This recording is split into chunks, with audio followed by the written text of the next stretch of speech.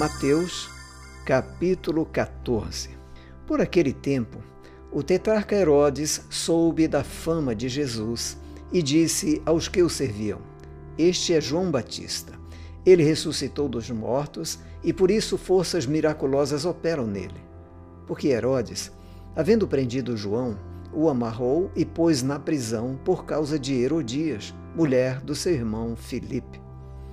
Pois João lhe dizia: Você não tem o direito de viver com ela. Embora Herodes quisesse matá-lo, tinha medo do povo, porque consideravam João como profeta. Mas quando chegou o dia do aniversário de Herodes, a filha de Herodias dançou diante de todos e agradou a Herodes. Este prometeu com juramento dar-lhe o que ela pedisse. Então ela, instigada por sua mãe, disse: Dê-me aqui, num prato, a cabeça de João Batista.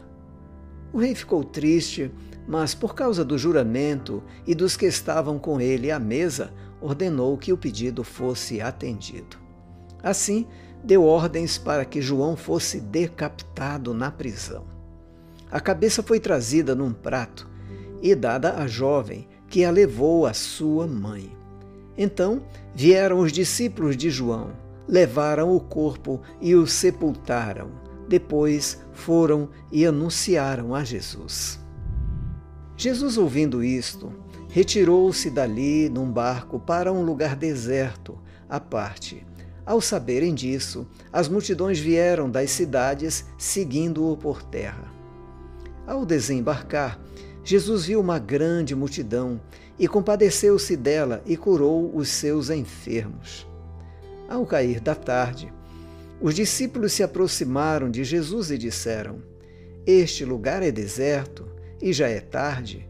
Mande as multidões embora, para que, indo pelas aldeias, comprem para si o que comer. Jesus, porém, lhes disse: Não precisam ir embora, deem vocês mesmos de comer a eles. Mas eles responderam: Não temos aqui senão 5 pães e 2 peixes. Então Jesus lhes disse: Tragam esses pães e peixes aqui para mim.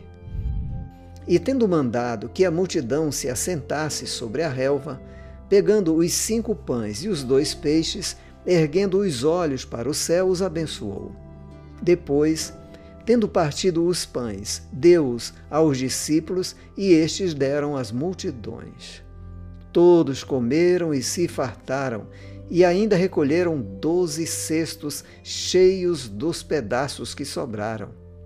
E os que comeram eram cerca de 5.000 homens, além de mulheres e crianças. Logo a seguir, Jesus fez com que os discípulos entrassem no barco e fossem adiante dele para o outro lado, enquanto ele despedia as multidões. E tendo despedido as multidões, ele subiu ao monte a fim de orar sozinho. Ao cair da tarde, lá estava ele só.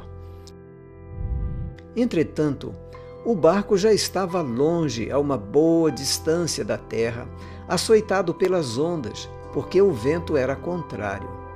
De madrugada, Jesus foi até onde eles estavam, andando sobre o mar.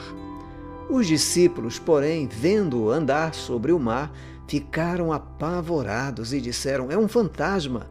E, tomados de medo, gritaram. Mas Jesus imediatamente lhes disse: Coragem, sou eu, não tenham medo. Então Pedro disse: Se é o Senhor mesmo, mande que eu vá até aí, andando sobre as águas. Jesus disse: Venha. E Pedro, descendo do barco, andou sobre as águas e foi até Jesus. Reparando, porém, na força do vento, teve medo e, começando a afundar, gritou: Salve-me, Senhor!